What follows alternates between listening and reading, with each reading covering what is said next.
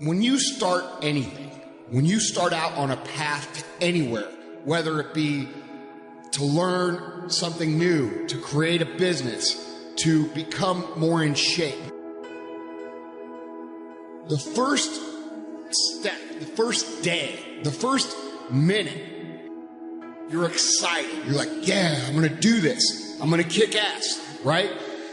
And the next day comes and you're like, man, this is a little tougher. And then you take another step and another step. And maybe you get to Thursday or Friday and you're like, this is pretty hard, man. And then what happens is the enthusiasm from the beginning of the process starts to fade out. You have a lot to offer. The fact that you're still here means that your business is not through yet. People don't do what they know in life, but what they do is they operate within the context of the vision they have of themselves. No matter how big your dream is, make small, tiny steps ahead. You must change what's possible for you. You, and only you, are the subject that impacts the burning desire in your imagination. I'm talking about concrete commitment. I'm talking about the commitment that says, I am going to stay true to what I said I would do long after the mood that I've set it in has left. Because I think we all know in this room, character is not something that we inherit. Character is something we got to wake up every single day. We got to fight and we got to build it. Never, ever, ever give up. You can't let them get you down. You can't let the critics and the naysayers get in the way of your dreams. So you've got to ask yourself, what's your why? What motivates you? What pushes you? What drives you? And if that thing is eternal, if nobody has to call you, if nobody has to prod you, if nobody has to reward you, if you are self-motivated and self-regulated, you can have it, you can be it, you can do it. It's necessary you take responsibility for it, that you make it happen, that you don't give up, that you don't take any objection or disappointment or defeats personally, that you keep on keeping on, that you don't decide that I can't make it because you can't see the light at the end of the tunnel. You cannot give up because it ain't what you see. You cannot give up. When you get to the point where enough is enough, when you get to the point where it hurt real bad, when you get to the point you can't take it no more, when you get to that point, doors start opening, opportunities start happening. But what you cannot do is you cannot quit doing the process. The earlier you get in the game and get on track, the better life you're gonna have. It's you. You got to make that happen.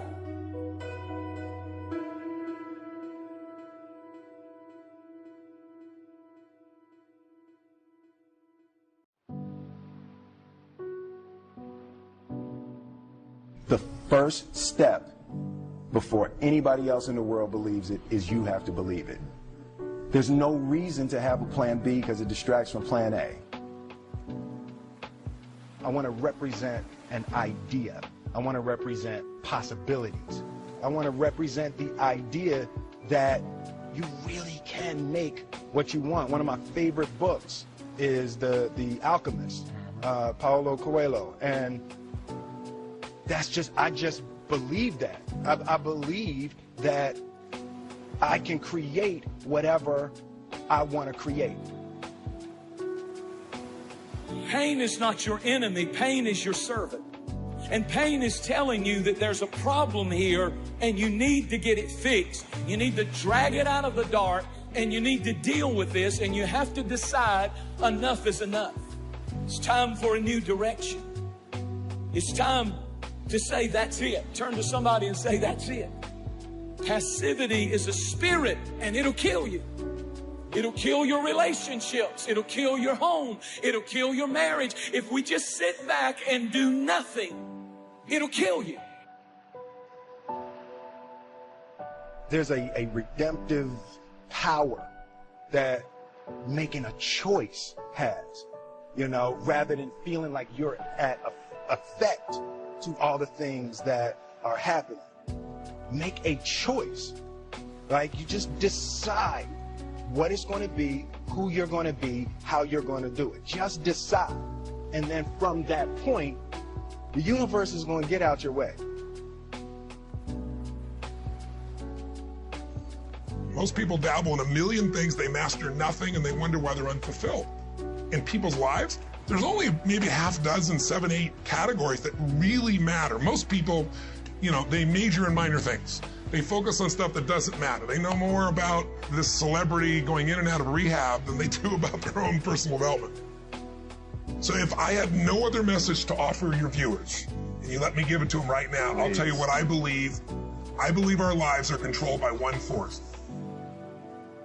Your brain is divided into 2 halves. Each half of your brain has millions of factory workers on each side. At the forefront of each one of those factories is a forming positive, and you got forming negative. You're the boss of the factory. You wake up in the morning and you say, man, I don't feel myself today. Forming negative hears that. He said, hey, the boss just woke up and said he's having a bad day today. Let's get to work. And your day starts tumbling into what you ordered. You could wake up in the morning and you say, you know what? Today is going to be a great day today. Man, thank you, Lord, for waking me up this morning. Forming positive turns around and goes, Steve's having a great day today. He's expecting some wonderful things to happen. And man, let's get it going. And they start manufacturing thoughts. You have got to change the way you think. It is the whole determining factor of where you go in life. This is the truth, is that so many of us say that we want to change, but many of us are unwilling to pay the price to change. And really, all of change comes from not focusing on what you can't control. It comes from focusing on what you can control. All of change has a price tag attached to it. That today, each and every one of us, we have to count the cost. Do we actually want to change? Are we willing to pay the price for change?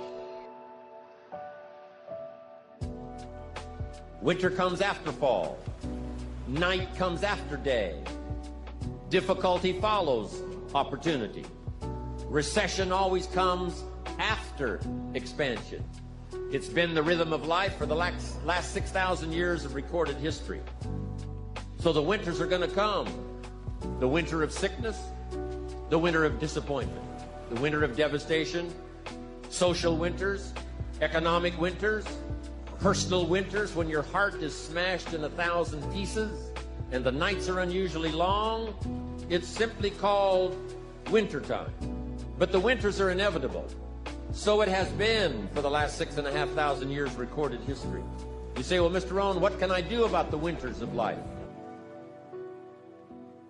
The most important decision you can make above any on the face of the earth is deciding that no matter what happens in your life, no matter what happens, you're going to live in a beautiful state. Life is short. We don't know how short it's going to be. But if you only had a week to live, I bet you wouldn't allow yourself to suffer over a little crap that makes you crazy normally. I think you would probably spend time with those you love. You would do what you love. You'd take awe in a sunset. You'd smell the air. You would take in everything in those final moments that you possibly do. So my thing is, why wait? Right? Why wait? Why not just decide that if I start to suffer, I know the solution, because suffering is me obsessing about me. You might say, it's not me, I'm worried about my kids because they're not doing well. No, you're worried that you haven't done enough for your kids. It's about you still, right? Yes. You know, you're worried about what was done or what you should have done or what shouldn't have done. And you can end that in an instant by becoming aware of it and saying, I have made the most important decision of all. Right. I'm going to live in a beautiful state. You know, there are many influences on us. One is the influence of the past. Some people are always pulled back by the past. Some people are always pulled aside by the distractions. But here's what's powerful. If you have a list of high purpose in your life, it pulls you toward the future. And the more powerful the purpose is, the stronger it pulls. And here's the other great advantage if you have purpose for the future. It pulls you through all kinds of challenges and all kinds of difficulties. If you don't have these strong purposes for the future, it's easy to get swallowed by a bad day. It's easy to be almost annihilated by a poor month. And it's easy sometimes to almost disappear beneath the waves of a year that goes backwards if you don't have something to pull you beyond that year. So if you want something to pull you through all kinds of challenges, all kinds of difficulties, and things that come at you, you got to have something on out there, beyond today, beyond next week, beyond next month, beyond this year, that pulls you into the future. And the clearer it is, the stronger it pulls. The more dynamic it is, the more it affects your life, your spirit, your heart, your soul. It also creates imagination. It gets your mind working on how to achieve that purpose. And if your mind will work, and if your heart works, and if your spirit works, and if you have good input, like good ideas, I'm telling you, there isn't anything you can't accomplish. Until you're willing to bleed to make your dream become a reality, your dream will be just that, a dream. See, so many people talk and talk and talk, but very few walk and walk and walk and turn their walk into a jog and their jog into a sprint, which is okay. But the problem is, they resent those of us who made the choice to put ourselves in position to hoist the banners.